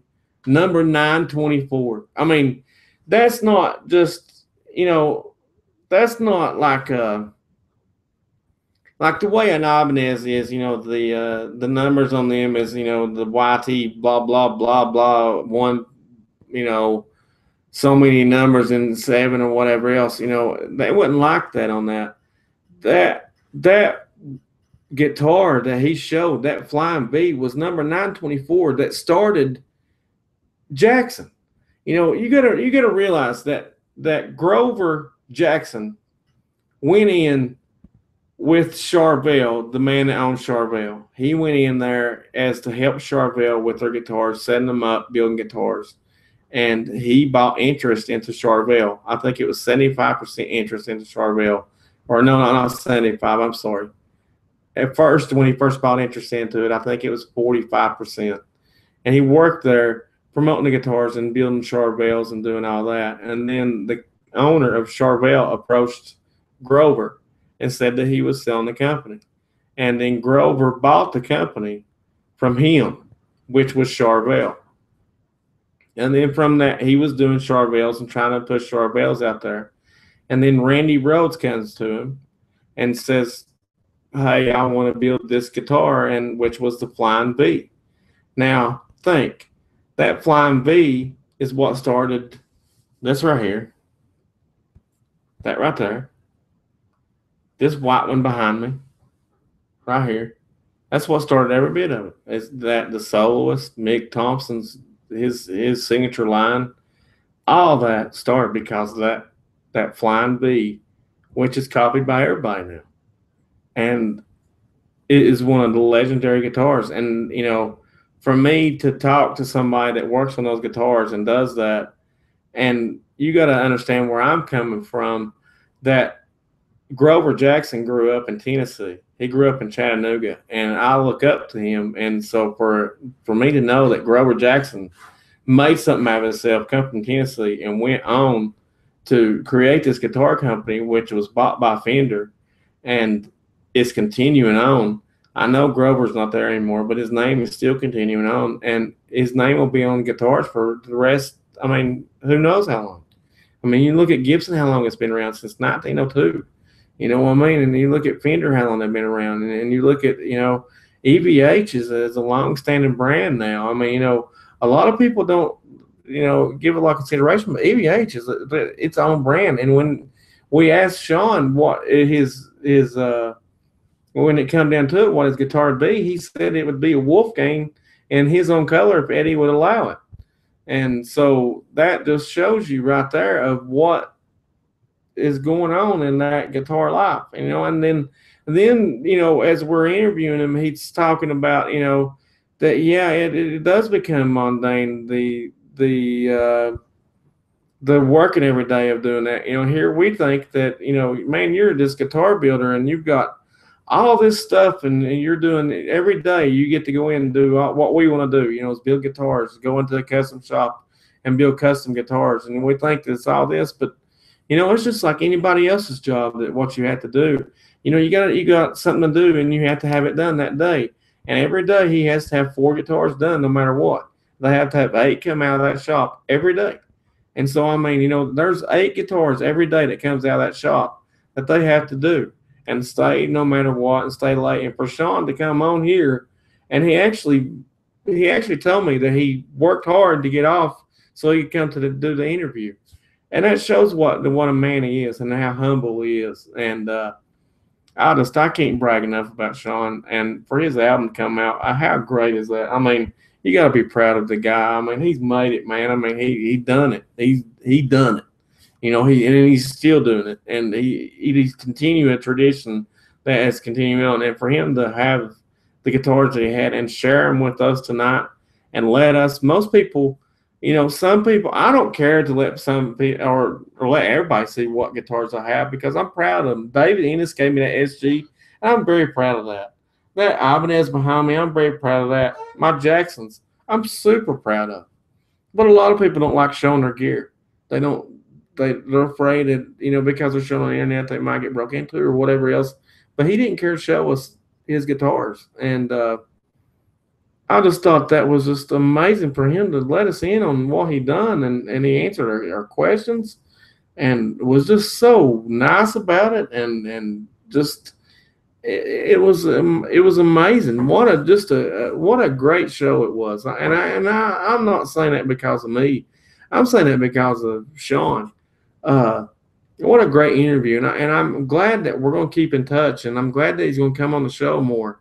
And I think we made a real good friend. I honestly think that we've got a good friend that we can depend on to here on out. And it's just great. I love it. And to know that, you know, can you imagine that one guitar, $18,000? Can you imagine giving $18,000 for a guitar? I mean, I just, and that's like he told me on the phone that one of those Gretches that he was talking about was $40,000. $40,000 for a guitar. I mean, 40 grand. I mean, our first house didn't cost $40,000. But when we bought our first house, it wasn't $40,000. And I can't imagine giving $40,000 for one guitar. And it was just, what a great guy. What a great interview. And what a great group of guys and people that's been in the chat tonight. And y'all coming in here and watching the show and doing your questions. Thanks a lot. And a bunch of you was saying thumbs up and good interview and I done good. Thanks for saying that. That really makes me feel good. Honestly, I tried to prepare a lot for this interview, and I kind of got, when he said that he done 25 Mick Thompson guitars, I kind of lost my mind. I kind of went fanboy real quick. I didn't know what to do. I'll just be honest with you. When he said that about doing the 25 Mick Thompson guitars, I didn't know what to say or what to do. And he actually met him and talked to him. I mean, you know what I mean? I mean, did you hear him talking about what a nice guy he was? And he came in there and he's making sure that the guitars was done the way that he wanted them done. And I mean, Mick Thompson cares about his signature guitars that much that he wants them done, that he'll oversee it. I'm buying one. That's all there is to it. I'm gonna finance one through American Music Supply and just do my dream and own one. Because I just tonight just made me realize that what I want to do and what I want, and it was great. And to know that Sean touched one of them guitars is just awesome. I can't wait. I can't wait. I'm gonna get one in a heartbeat. But man, what a great show! What a great interview. I mean, what a great guy. But it lasted for a good 2 hours, and he was right on time. I seen him. He said, "Hey, I'm almost set up at 15 till." And buddy, I seen him. I usually have, everybody knows that watches the show. For some reason, I have to send 3 or 4 invites for it to go through, and then it finally goes through, and it comes up, with the invites and everything. But he came right on at 10 o'clock, and it was just awesome. So everybody that's in here, I really appreciate the questions and everything. And this was, I guess you got to see me knock one off my bucket list. It was really fun. I think that what I might do is call this show. Let's see, it's 11:55. Thank you, Bracelet. I think that I will call it at 12 and quit, and I might come back on and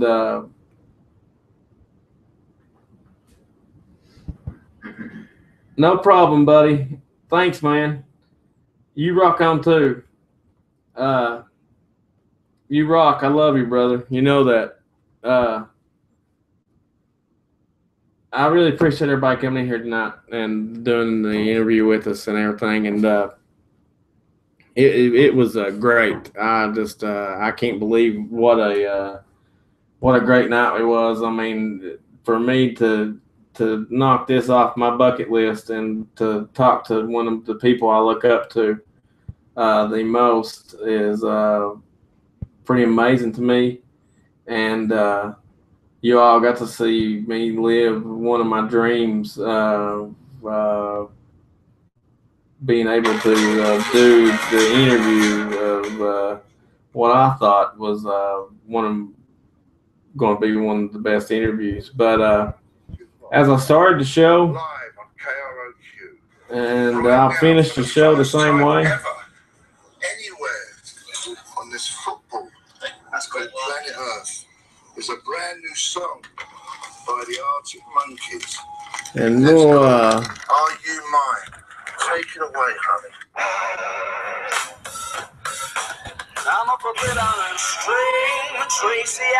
Well, that's the song we started with, and it looks like that's the song we're going to finish with. The Arctic Monkeys, Are You Mine? Can't beat that song.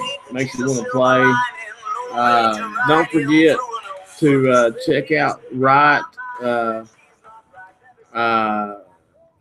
Facebook and check out Sean Silas's page on Facebook. Friend him; he'll friend you.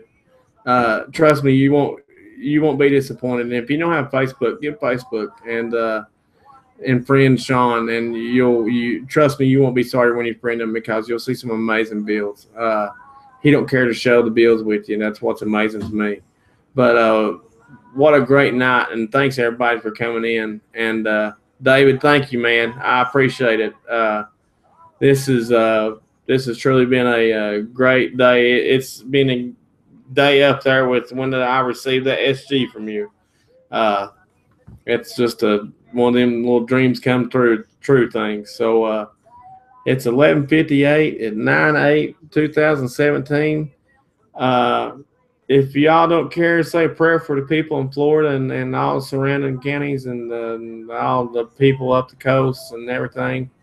They're going to get it. They're going to get it bad, and we need to pray for them. I've got a real good friend down there named BJ, and if y'all wouldn't care to send up a prayer just for BJ, I'd appreciate it. He's right in the middle of it, and he's actually in a pretty bad spot, and he's really on our mind, and I just want to mention him on the show just for a simple fact that just I'd like to get some prayers up for him, and he's right in the path. And let's everybody, if you can, if you got to understand, if you work in mass, a lot of good things can happen, and I've seen it happen before. And so pray for Florida, pray for Texas, and pray for all this what is ready to happen. And everybody that's going to be affected by this, and we're even going to be affected by this. We're going to have some bad winds and some bad stuff off this. I mean, it's coming right to Tennessee. And so, Nashville got hit hard one time. They've shot it west, that's quite a bit down. So it's going away from us little by little. It's throughout the day. So they keep that back with us. Well, I know. Let's just send up prayers and honestly pray for the people in Florida and all surrounding and pray they get out of there. I seen a picture of Macon, Georgia, and it was horrible. It was horrible. Cars everywhere, and seen him on the news of them running out of gas and then not being able to leave and all that. Remember the people here. Just send up a prayer for them. And if you don't pray, and if you do pray, and if you don't, whatever you pray to or whatever you think of, just send up a good thought to these people, and they need it. And remember that there's always somebody worse off out there than what you think, and they need their help. And I think everybody needs a good prayer. And let's pray for all that don't hit that bad. That it won't be like what it was in Texas, but it's going to be bad. And I hope everybody down there is safe. And I truly mean that. But thanks for joining in on the show tonight, guys. I love y'all. Couldn't ask for a better show. Sean, if you're watching, thank you so much. It was a great interview. You're such a nice guy. Leanne, thank you for helping me on the show, doing the questions. That's very nice. Trey, thank you for being nice, not being loud and quiet. It was awesome. And I couldn't ask for everybody to be nice. And Mark, David, everybody, thanks so much for watching. And please remember these people that's getting ready to get hit by this hurricane. And send up a prayer for them. And just, try to live your life right. I don't take it the way I conduct myself and the way I act or whatever else. But, just remember other people out there at this time right now, especially with what's happening and everything. So thanks for joining in tonight. And like I said, I couldn't ask for a better night. It's one off my bucket list. So I hope y'all enjoyed it. And we'll have Sean on more. I promise you that. I'm gonna keep on reaching out to Sean, and we'll have him on more. We'll have him on quite a bit because I'm gonna reach out to him more, and I think that he would welcome it because for him to even mention about bringing his band back on there, and I actually playing and everything is going to be awesome, and it'll be a great interview, and I'm looking so forward to that. And I think my next interview I'm gonna try to do is.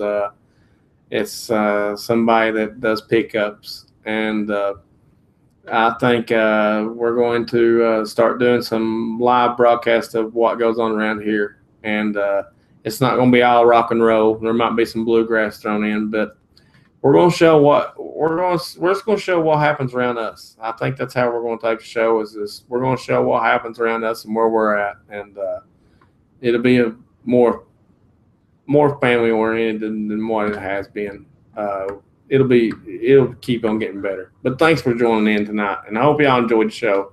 And leave us a comment. I'll review it, and we'll get it posted or whatever else. And if you got my phone number, you can call me, no problem, and feel free to. I'll answer any questions you have or whatever. And if you want to help out the show in any way, feel free. We're trying to get a camera, a external camera to take to Nashville and cover some of the shows and stuff like that. And so we'll be posting stuff like that and links where you can help out if you want to help out. And we'll be doing stuff like that. So our show's building, and we appreciate it. We really appreciate you all coming in tonight and watching.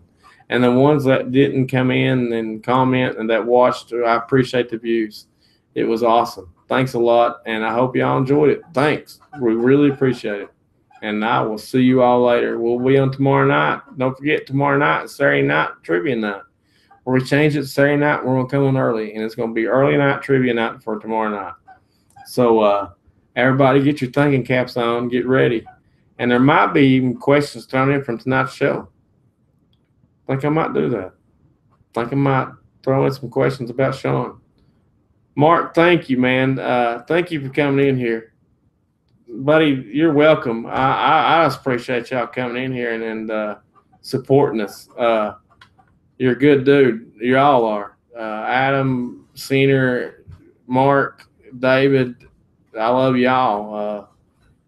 Eric, I mean, it's just everybody. I love y'all. And Trey, I love you, buddy. Yeah. And thanks for joining us. And I want y'all to notice I didn't smoke all night. Did not smoke one cigarette all night during the whole interview. And I'm proud of myself. Really trying. So anyway, I hope you enjoyed it. And don't forget to support Sean. He's a good dude. He needs our support. And when his album comes out, we'll have it on here, and we'll have a link. I will put a link on the page to where you can order the album if you want to on iTunes, or you can just order the album, and hopefully there will be an album vinyl that you can actually buy, because I know a lot of people's going back to listen to vinyl thanks to Third Man Records. And thanks, Mark. I appreciate it, man. I really do. Everybody, I appreciate it. I hope y'all enjoyed this. Rewatch it and let us know what you think. Give us a thumbs up if you liked it, and if you don't, thumbs down, whatever. It don't matter. But thank you, Sean. If you're watching, you're an awesome dude. And thank you all. I can't thank you enough. I know I've thanked you all 100 times, but really, thanks for watching. We enjoyed it. I love y'all, and good night, and pray for Florida and all the people that's surrounded and affected by this. Thank you. Love you. Bye.